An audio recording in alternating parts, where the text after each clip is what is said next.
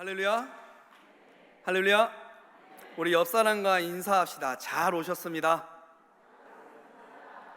은혜 받으시기 바랍니다. 네. 은혜 받으시기 바랍니다도 하시는 거예요. 은혜 받으시기 바랍니다. 옆 사람과 인사합시다. 네, 오늘 5, 11, 17 여성교회 헌신 예배로 드리는 이 수요 기대에 참석한 우리 모든 성도님들과 또한 5, 11, 17 여성교회 모든 회원들에게 하나님의 은혜와 평강이 함께 하시길 간절히 소망합니다. 또한 선포되어지는 말씀이 이 자리에 앉아 하나님을 예배하는 우리 모두에게 은혜의 말씀이 되기를 소망합니다. 죄송하지만 저희 가정 이야기로 말씀을 좀 시작해 보고자 합니다. 우리 성도님들의 많은 양해 부탁드립니다. 얼마 전에 7월 달에 제가 생일을 맞았습니다. 저희 가정에서는 아이들에게, 저희에게 5학년과 3학년 아이들이 있거든요. 그 아이들에게 부모님 생일에는 반드시 선물을 해야 된다, 선물 안 하면 큰일 난다, 이렇게 가르치고 있습니다. 그랬더니 초등학교 3학년인 둘째가 제게 선물을 하겠다면서 아빠 얼마짜리 선물을 원하세요? 물어보는 거예요. 그래서 제가 형이랑 둘이 돈을 모아서 아빠 옷 한 벌 해주라 그랬습니다. 그냥 얼만데요? 물어보는 거예요. 그래서 한 10만 원 잡고 너하고 형하고 5만 원씩 걷어서 아빠한테 줘, 이렇게 이야기를 했어요. 다들 심각해지시잖아요. 아이들에게 5만 원이 절대 적은 돈이 아닙니다. 애가 엄청 심각한 거예요. 너무 비싼데? 그래서 조금 싸게 해주면 안 되냐고. 그래서 그래, 그러면 지음이 5만 원, 지음이 2만 원, 세움이 2만 원 해서 4만 원을 모아서 주면 아빠가 돈을 보태서 옷을 사겠다라고 했습니다. 그래서 둘째가 좋아 그러면서 열심히 그때부터 용돈을 모으기 시작하는 거예요. 방 청소도 하고 문제집도 풀고 또 독서도 하면서 용돈을 열심히 모았습니다. 그리고 드디어 대망의 생일 비용 정산하는 날이 됐습니다. 그래서 아이들에게 둘이 앉으라고 하고 아빠 생일 선물로 돈 내놔, 이렇게 했어요. 그랬더니 둘째가 이러는 거예요. 아빠, 엄마가 BBC 카페에서 빙수 먹고 사 먹은 돈 아빠한테 받으라고 했어. 그리고 아빠 지난주에 나 용돈 줘야 되는데 용돈 안 줬잖아. 용돈도 아빠한테 받으래. 그래서 얼만데? 하고 물어봤어요. 그랬더니 14,500원. 그래서 2만 원을 받기로 했었잖아요. 그래서 14,500원을 제하고 5,500원밖에 못 받았습니다. 그리고 큰애에게도 그러면 지음이 너도 아빠한테 생일 선물 줘야지, 줘봐, 이렇게 했어요. 그래서 아빠 나도 어제 용돈 못 받았어, 용돈 빼고 줄게 하면서 18,000원을 이렇게 주는 겁니다. 그래서 총 23,500원을 받았습니다. 제 계획과는 많이 틀어졌는데 그걸 보면서 애들이 무섭다, 요즘 애들이 장난 아니구나, 이런 생각을 했어요. 그리고 한편으로는 그렇게 아빠에게 어떻게더라도 선물을 주겠다라고 노력하는 모습을 보면서 참 귀엽다라는 생각을 했습니다. 그런데 이렇게 부모에게 선물을 주기 위해 노력하는 자녀들이 저희 가정에만 있는 건 아니더라고요. 사진을 하나 보시겠습니까? 잘 안 보이시죠? 귤이 놓여 있고 그 아래 귤 팝니다 이렇게 되어 있어요. 보시는 사진은 작년 12월 5일에 데일리한 뉴스 자료입니다. 뉴스에 나왔던 사진이에요. 그 뉴스의 제목은 초등학생 형제가 엄마 생일 선물로 사려고 길거리에서 귤을 팔고 있어요 였습니다. 내용인즉슨 커뮤니티에 있는 글을 포왔는데요, 그 원 글쓴이가 길을 가는데 뒤에서 귤 사세요 라는 아이들의 소리가 들리는 거예요. 그래서 뭐지? 하고 뒤를 돌아보니까 6학년과 4학년쯤 되는 남자아이 둘이서 엄마 생일 선물을 사겠다고 귤을 가지고 나와 귤을 팔고 있는 것이었습니다. 그래서 글쓴이가 너무나 기특한 거예요. 그래서 편의점에 가서 먹지도 않는 과자를 하나 사고 10,000원짜리를 1,000원짜리로 바꿔서 아이들에게 가서 귤 3,000원어치를 산 겁니다. 그리고 귤을 담아주자, 봉지에 담아주자, 그걸 들고 이제 집에 가야지 하고 글쓴이가 집에 가고 있었어요. 근데 뒤에서 잠깐만요 하면서 아이들이 막 달려오는 거예요. 그래서 무슨 일이지? 하면서 글쓴이가 무슨 일이지? 하면서 움찔한 거예요. 근데 아이들이 달려서 하는 말이 서비스를 안 줬어요 하면서 손에 들고 있던 사탕을 서비스라고 준 것이었습니다. 그 내용을 커뮤니티에 적었고 기자는 그것을 발췌해 와서 뉴스로 이렇게 냈던 글입니다. 그 글쓴이가 마지막에 적었던 글이 있어요. 아이들의 이러한 모습 때문에 내 마음이 따뜻해졌고 그 따뜻한 마음 때문에 한동안 행복할 것 같다라는 이야기였습니다. 그 밖에도 우리가 살면서 너무나 따뜻하고 행복한 내용의 기사들을 많이 접하게 되고 그 기사들로 인해서 우리가 행복감을 느끼기도 합니다. 바라기는 저와 여러분 그리고 우리 5, 11, 17 여성교회 모든 회원들의 삶 속에도 따뜻한 소식들만 가득하기를 소망합니다. 그런데 이렇게 따뜻한 소식들만 있었으면 좋겠는데 실제로 우리가 마주하고 있는 현실은 감동적이고 따뜻한 소식보다는 좋지 않은 소식들로 넘쳐납니다. 강도, 살인, 분쟁, 고소와 고발, 비난과 혐오 등의 뉴스들이 넘쳐나고 있습니다. 정말 그런 뉴스만 본다면 정말 이 땅에 마지막 때가 온 것 같다. 아니, 차라리 예수님께서 빨리 오셔서 이 땅에 하나님의 공의에 따른 심판이 속히 이루어졌으면 좋겠다. 그래서 범죄한 이들이 벌을 받고 선하게 산 이들이 상을 받았으면 좋겠다라는 생각이 들기도 합니다. 우리 사랑하는 성도 여러분, 이러한 시대를 살면서 우리가 기억해야 할 것이 있습니다. 그것은 분명히 예수님께서 이 땅 가운데 오셨으며 또한 반드시 다시 오실 것이다 라는 사실입니다. 이 사실을 믿음으로 삶으로 고백하는 우리 바름의 모든 성도님들, 특별히 오늘 헌신하는 5, 11, 17 여성교회 회원들이 되시기를 주님의 간절히 축원합니다. 오늘 우리가 예레미야 애가라는 성경의 본문을 읽었습니다. 예레미야 애가 무슨 말일까요?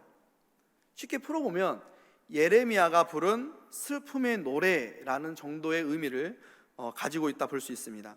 여러분도 아시겠지만 예레미야는 북이스라엘이 아수르에 멸망하고 난 이후에 한 130년 뒤에 남유다가 바벨론에 멸망하거든요. 이 남유다가 바벨론에 멸망하기 직전부터 바벨론에 멸망했던 그 모든 순간을 지켜본 선지자였습니다. 그러면서 그는 계속해서 예언 활동을 해요. 예레미야가 선포했던 예언의 내용은 분명합니다. 그것은 무엇이냐면 남유다는 바벨론에게 망한다라는 것입니다.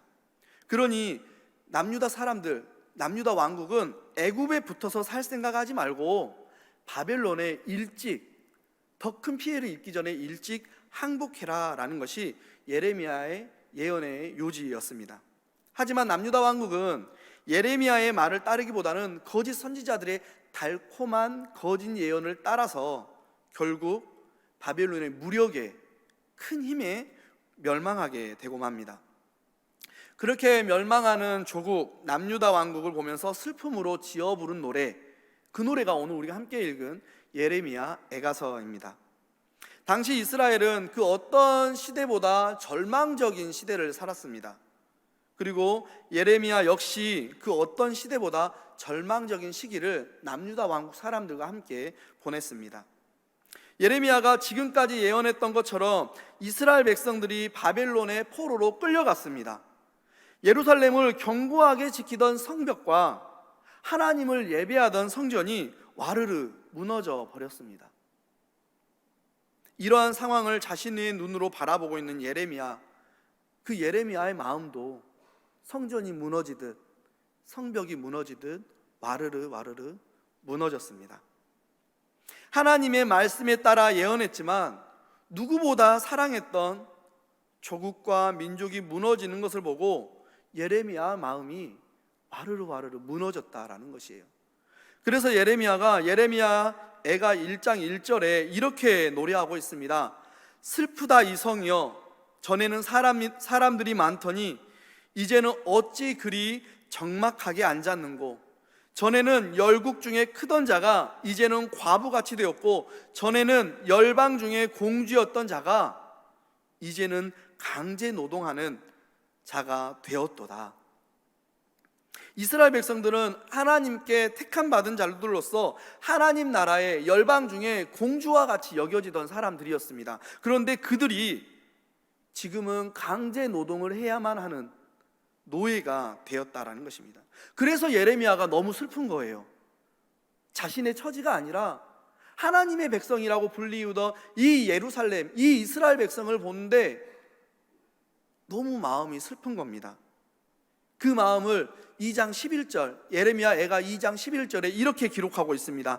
내 눈이 눈물에 상하며 내 창자가 끊어지며 내 간이 땅에 쏟아졌으니 이는 딸 내 백성이 패망하여 어린 자녀와 젖먹는 아이들이 성읍 길거리에 기절함이로다.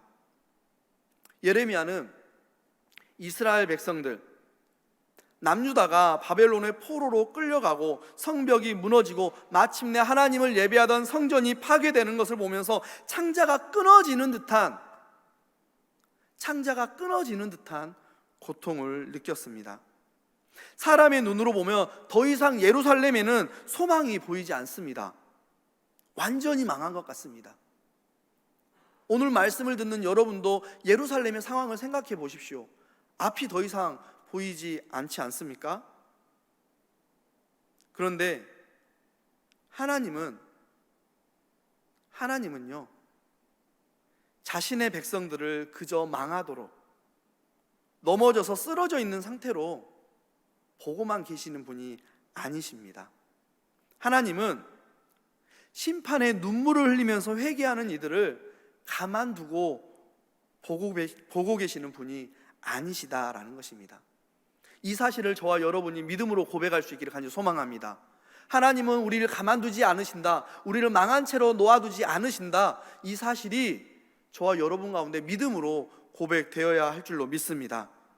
혹 지난 2년의 코로나 상황 가운데에 너무 힘들고 아프고 절망적이었던 분들, 그리고 지금도 경제적인 어려움과 건강의 문제, 가정의 문제와 직장과 사업의 문제로 힘들어하는 분들 혹 계시다면 오늘 말씀을 기억할 수 있기를 바랍니다. 하나님께서는 그렇게 힘들어하고 아파하고 절망 가운데 빠진 우리를 그냥 그렇게 내버려 두지 않으십니다. 하나님께서는 분명히 일하심으로 저와 여러분의 삶을 회복하여 주실 줄로 믿습니다. 아멘이십니까? 사실 제가 하나님께서 우리를 회복하여 주실 줄로 믿습니다, 믿기 바랍니다 라고 이야기했을 때 우리 바름의 성도님들은 아멘, 아멘 그렇게 대답하셨지만 많은 그리스도인들이 믿음의 확신을 가지고 아멘 하지 못하는 경우가 많이 있습니다. 그래서 하나님은 그들의 믿음을 보시고 예레미야를 통해서 이렇게 선포하십니다. 오늘 본문 22절부터 24절까지의 말씀 우리 같이 한번 읽어보도록 하겠습니다. 22절부터 24절까지의 말씀입니다. 같이 읽습니다. 시작. 여호와의 인자와 긍휼이 무궁하심으로 우리가 진멸되지 아니함이니이다. 이것들이 아침마다 새로우니 주의 성실하심이 크시도소이다. 내 심령에 이르기를 여호와는 나의 기업이시니 그러므로 내가 그를 바라리라 하도다. 아멘. 예레미야가 22절에 이렇게 선포합니다. 인자와 긍휼이 무궁하신 분이 있는데 그분이 바로 하나님이십니다. 그렇기에 하나님이 택한 자 된 우리는 멸망하지 않습니다. 아멘이십니까? 아멘이십니까?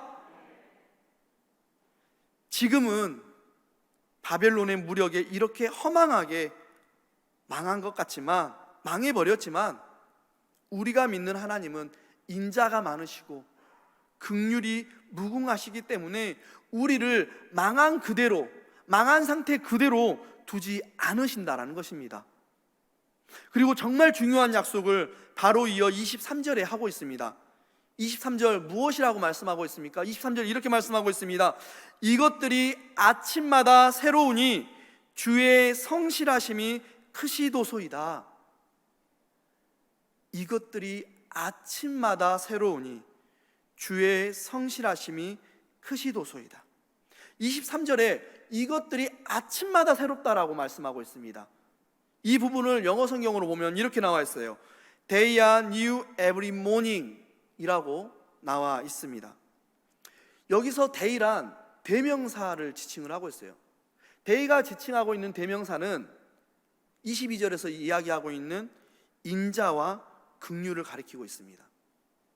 즉 풀어보면 23절은 이렇게 이야기하는 거예요. 하나님의 인자와 긍휼이 매일 아침, 모든 아침마다 새롭게 다가온다, 그렇게 번역할 수가 있습니다. 사랑하는 성도 여러분, 이 23절이 저와 여러분에게 있어서 너무나 귀한 약속의 말씀인 줄 믿으시기 바랍니다. 그 이유는 만약 하나님의 인자와 긍휼이 매일매일 새롭게 믿는 자들에게 임하지 않고 예레미야가 선포하던 그 시대에 끝나버렸다면 하나님의 인자와 긍휼이 저와 여러분과 관계없는 그런 인자와 긍휼이 되어버립니다. 단지 이스라엘 백성들에게만 국한되어지는, 그 당시를 살던 이스라엘 백성들에게만 국한되어지는 하나님의 인자와 긍휼이 되어버린다는 것입니다.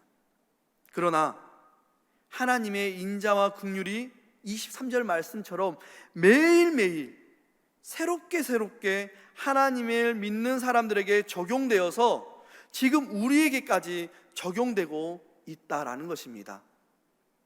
매일매일 새롭게 다가오시는 하나님의 인자와 긍휼, 그 인자와 긍휼을 누리는 우리 5, 11, 17 여성교회 회원들과 우리 바름의 모든 따뜻한 가족 공동체가 되기를 주님의 간절히 축원합니다.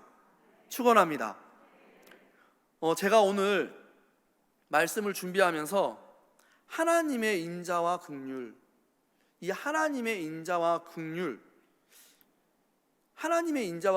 이렇게 묵상하던 중에 그와 동일하게 우리에게 매일매일 새롭게 주어지고 다가오는 축복의 말씀들이 이렇게 막 떠오르는 거예요. 그것은 하나님께서 아브라함에게 하셨던 약속이었습니다. 하나님께서 아브라함에게 주신 약속이 있습니다. 여러분은 하나님께서 아브라함에게 주신 약속하면 무엇이 떠오르십니까? 너는 복이 될지라, 너를 축복하는 자에게는 내가 복을 내리고 너를 저주하는 자에게는 내가 저주하리라. 내가 반드시 너에게 복을 주고 복 주며 너를 번성하게 하고 번성하게 하리라 등등의 여러 축복의 말씀들이 있습니다. 이 축복의 말씀이 아브라함에게 뿐만 아니라 이 자리에 앉아 하나님을 예배하는 저와 여러분에게 동일하게 주어지기를 간절히 소망합니다. 그런데 저는 무엇보다 아브라함에게 주어진 그 축복의 약속의 말씀들 중에 그 무엇보다 땅의 모든 족속이 너로 말미암아 복을 얻을 것이라, 땅의 모든 족속이 너로 말미암아 복을 얻을 것이라 라고 했던 창세기 12장 13절 하반절의 말씀이 가슴 깊은 곳에서 떠올랐습니다. 하나님께서는요, 자신을 믿고 순종하는 아브라함을 통해서 천하 만민, 땅의 모든 족속이 복을 얻게 하실 것이다 라고 약속을 하셨습니다. 이게 무슨 말이냐면 하나님의 궁극적인 소원, 하나님이 마음에 품고 있는 궁극적인 소원은 모든 민족이 복을 얻는 것입니다. 하나님을 믿는 우리만 복을 받기를 원하시는 것이 아니라 이 땅에 존재하는 모든 피조물이 하나님의 복을 받아 누리는 것, 이것이 바로 하나님의 마음 깊은 곳에 있는 소원이다라는 것이에요. 그리고 정말로 2022년 전 하나님께서는 자신의 소원을 이루시고자 일을 행하셨습니다. 바로 독생자 아기 예수님을 이 땅 가운데 보내신 것입니다. 그리고 그 독생자 예수님을 통해서 이 땅의 모든 민족이 사망에서 생명으로, 죄의 심판의 자리에서 죄의 용서의 자리로 옮겨지는 복을 얻을 수 있도록 하셨습니다. 그런데 어떤가요? 그 복을 받아 누리는 사람들이 있는가 하면 주어진 복도 걷어차버리고 아직도 절망과 저주의 자리에 앉아 죽어가는 사람들이 있습니다. 그렇다면 왜 이러한 결과들이 나타난 것일까? 오늘 본문 25절을 함께 읽어볼 수 있기 바랍니다. 우리 25절 같이 한번 읽어볼까요? 같이 읽습니다. 시작. 기다리는 자들에게나 구하는 영혼들에게 여호와는 선하시도다. 한 번 더 읽습니다. 시작. 기다리는 자들에게나 구하는 영혼들에게 여호와는 선하시도다. 아멘. 25절에서 하나님께서는 인자와 긍휼이 무궁하시고 또 그 인자와 긍휼을 매일매일 새롭게 하여 우리에게 허락해 주시는데 그것은 아무나 누리는 것이 아니다. 하나님의 인자와 긍휼은 아무나 누리는 것이 아니다. 그렇게 말씀하고 있습니다. 어떤 사람들이 누린다라고 말씀하고 있나요? 어떤 사람들? 25절에 기다리는 자들에게나 혹은 구하는 영혼들에게, 즉 하나님의 인자와 긍휼은 기다리는 자들, 구하는 자들, 그들에게 선하신 하나님께서 당신의 인자와 긍휼을 베풀어 주시고 그 복을 누릴 수 있게 하신다라고 25절이 말씀하고 있는 것입니다. 그것이 예레미야가 오늘 본문 25절을 통해서 이스라엘 백성들에게 뿐만 아니라 이 자리에 앉아있는 저와 여러분에게 말씀하고 약속하고 있는 말씀이다라는 거예요. 그런데 이 25절이 바꾸어 생각해 보면 매우 무서운 말씀이에요. 기다리고 구하는 자들에게 선하신 하나님께서 인자와 긍휼을 누리게 하신다. 믿으십니까? 믿으십니까? 그런데 바꾸어 말하면 기다리지 않고 구하지 않는 자들은 하나님의 인자와 긍휼이 허락되지 않는다라는 것입니다. 아니, 하나님의 인자와 긍휼이 그들에게 주어졌음에도 불구하고 그것을 깨닫지 못하고 누리지 못한다라는 거예요. 이러한 장면들을 우리는 너무나 많이 목격을 합니다. 신약에서 예수님께서 태어나시고 활동하시던 시대에 그 이야기를 우리가 복음서를 통해서 보면서 어떤 이들은 예수님을 구주로 영접함으로 하나님의 인자와 긍휼을 누리는가 하면 어떤 이들은 예수님과 대척점에 서면서 그 인자와 긍휼을 누리지 못합니다. 또한 사도행전과 수많은 서신서들을 보면서 우리가 그 사실들을 매번 목격하고 있습니다. 참된 믿음으로 그리스도 예수를 기다리는 자만이 하나님께서 베푸시는 구원이라는 하나님의 축복, 하나님의 인자와 긍휼하심을 누릴 수 있다라는 것입니다. 믿으십니까? 믿으십니까? 이 자리에 앉아있는 저와 여러분이 기다리는 자, 구하는 자들 되기를 간절히 소망합니다. 그리함으로 하나님의 인자와 긍휼을 누리실 수 있기를 간절히 소망합니다. 그런데 예수님을 기다리던 이스라엘 민족들, 그들이 예수님이 오셨을 때 인자와 긍휼의 복을 누리기 시작을 했습니다. 근데 메시아의 오심, 예수님의 오심이 아기 예수님의 탄생을 기다리던 시대에 이미 종결이 됐어요. 그렇죠? 메시아께서 오실 것이다 라고 했던 믿음이 아기 예수님께서 오심으로 말미암아 종결이 되었습니다. 그렇다고 하나님의 복주심의 기회도 끝나버리고 종결되어 버린 것일까요? 그렇지 않습니다. 하나님은 이제 우리가 아기 예수님의 탄생이 아니라 승천하신 모습 그대로 오실 예수님을 기다리면, 그 예수님을 기다리면 그분을 통해 다시 오실 예수님으로 말미암아 우리에게 복을 주시고 인자와 은혜를 베풀어 주시겠다, 그렇게 말씀해 주고 계십니다. 우리 사랑하는 성도 여러분, 예수님께서는 하늘에 올라가신 그 모습 그대로 이 땅 가운데 다시 오실 줄로 믿습니다. 그 예수님을 기다리는 자만이, 그 예수님을 구하는 자만이 하나님의 인자와 긍휼을 누리게 될 줄로 믿습니다. 예레미야가 그래서 26절에 이렇게 노래합니다. 26절 같이 읽어볼까요? 26절 같이 읽습니다. 시작. 사람이 여호와의 구원을 바라고 잠잠히 기다림이 좋도다. 사람이 여호와의 구원을 바라고 잠잠히 기다림이 좋도다. 예레미야는 이스라엘 백성들에게 기다리는 자가 하나님의 무궁한 인자와 긍휼을 받아 누릴 수 있다. 그러니 하나님께서 베푸실 그 구원을 바라보면서 잠잠히 기다려라. 그러면 너희가 하나님의 무궁한 인자와 긍휼을 누릴 수 있다. 그렇게 계속해서 선포합니다. 우리 사랑하는 성도 여러분, 오늘 예레미야의 이 선포가 저와 여러분에게 동일하게 선포되어지기를 간절히 소망합니다. 그런데 예레미야의 이 선포를 듣고 있는 이스라엘의 상황을 한번 생각해 보세요. 앞서 말씀드렸듯 그들이 바벨론의 무력에 의해 멸망하고 포로로 끌려갔습니다.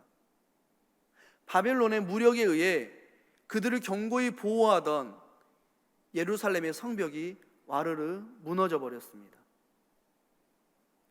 바벨론의 무력에 의해 하나님을 예배하던 성전이 흔적도 남지 않고 무너져 버렸습니다. 너무나 좋지 않아요. 지금 당장 이 고난에서 벗어나게 해줄 하나님의 구원이 시급합니다. 그런데 예레미야가 기다려라. 어떻게 해요? 잠잠히 기다려라. 그렇게 말씀하고 있습니다. 여기서 잠잠히 기다림이라고 번역된 히브리어는 웨두맘이라는 단어를 쓰고 있습니다. 이 웨두맘은 고요함, 조용함, 기다리다라는 뜻의 두맘이라는 단어에서 시작이 되었습니다. 그런데 이 기다리다라는 단어와 동일한 한국어로 번역된 동일한 단어가, 기다리라는 단어가 25절에도 나오고 있어요. 근데 25절에서 쓰인 이 기다리다는 이 두맘이라는 어근으로 시작한 외두맘과 다른 단어를 쓰고 있습니다. 카와라는 단어를 쓰고 있어요. 이 카와라는 단어는 참고 견디다라는 의미를 가지고 있습니다. 그런데 26절에서 기다리다라고 쓰인 이 두맘은 아까 말씀드렸듯이 고요함, 조용히 기다리다라는 의미를 가지고 있다 말씀드렸어요. 쉽게 이야기하면 어떤 의미로 번역이 되었냐면, 쓰이고 있냐면, 하나님의 징벌에 대해 원망이나 불평의 말을 하지 말고, 하나님의 도우시지 않는 것에 대해 원망이나 불평하지 말고 그의 선하심을 믿고 의지하며 인내할 것, 그렇게 기다리는 것, 그게 바로 두맘이라는 단어가 쓰인 용법입니다. 한마디로 이래요. 이스라엘아, 26절은 이스라엘아, 너희가 지금 고난을 당하고 고통 중에 그것을 견디는 것을 넘어서서 이제는 선하시고 인자하시며 긍휼이 무궁하신 그 하나님을 신뢰함으로 원망과 불평함 없이 하나님의 구원을 기다려라. 그렇게 선포하고 있는 것입니다. 그리고 그것이 어떻다고요? 좋다고요. 누구에게요? 너희에게, 우리에게 좋다, 이렇게 말씀하고 있습니다. 그렇게 하나님의 선하심과 인자하심과 긍휼이 무궁하심을 신뢰하고 기다리면 그 기다리는 이들에게 하나님께서 결국 좋게 하신다라는 거예요. 기다리는 이들이 상황이 변화되어 전환되어 회복되어 좋게 되어진다라는 것입니다. 여기서 좋도다라고 쓰인 단어는 토브라는 단어를 쓰였어요. 토브, 좋다라는 의미예요. 그런데 또 다른 의미로 행복하다라는 의미를 가지고 있습니다. 사랑하는 성도 여러분, 어려운 가운데 있습니까? 힘든 가운데 있습니까? 경제적인 어려움으로 너무나 마음이 힘듭니까? 건강 때문에 힘드십니까? 관계 때문에 하루하루가 지옥 같습니까? 하나님의 선하심을 믿고 신뢰하고 잠잠히 기다리면 선하시고 인자가 많으시고 긍휼이 무궁하신 하나님께서 결국 기다리는 여러분을 좋게 하실 것입니다. 행복하게 만들어 주실 줄로 믿습니다. 우리가 그 하나님을 이제 잠잠히 기다려야 한다라는 것입니다. 말씀을 정리합니다. 예레미야는 예루살렘이 바벨론에게 파괴되며 자신의 민족이 노예로 끌려가는 것을 목격하면서 창자가 끊어질 것과 같은 고통을 느꼈습니다. 하지만 오늘 예레미야는 우리에게 희망을 선포합니다. 소망을 선포하고 있습니다. 인자와 긍휼이 무궁하신 하나님께서 매일매일 새롭게 우리에게 그의 인자와 긍휼을 베풀어 주실 것이다. 환난 중에서도 잠잠히 기다리는 이들에게 가장 좋은 것으로 행복하게 하실 것이다. 그렇게 오늘 우리에게 선포하고 있습니다. 우리 사랑하는 바름의 성도 여러분, 그리고 오늘 헌신을 결단하는 5, 11, 17 여성교회 회원 여러분, 기다림이 지루할 수 있습니다. 기다리다 보면 나도 모르게 원망과 불평이 툭 튀어나오는 상황들이 우리에게 주어질 수도 있습니다. 하지만 그때 오늘 말씀을 기억하실 수 있기를 바랍니다.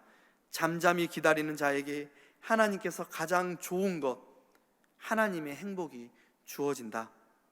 우리 바른교회 모든 성도님들과 오늘 헌신하는 5, 11, 17 여성교회 회원들이 잠잠히 주님을 기다림으로 말미암아 하나님의 행복을 누리기를 주님의 이름으로 간절히 축원합니다.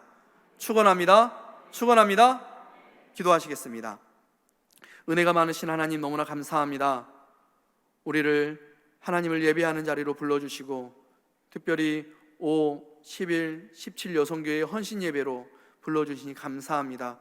하나님, 우리가 하나님 앞에 헌신할 때에 잠잠히 선하신 하나님, 우리에게 가장 좋은 것을 허락하신 하나님을 의지하며 기다리며 사명을 감당하게 하여 주시옵소서. 원망과 불평보다는 감사와 기도로 하나님 앞에 서는 우리 바름의 모든 공동체가 될 수 있도록 축복하여 주시옵소서.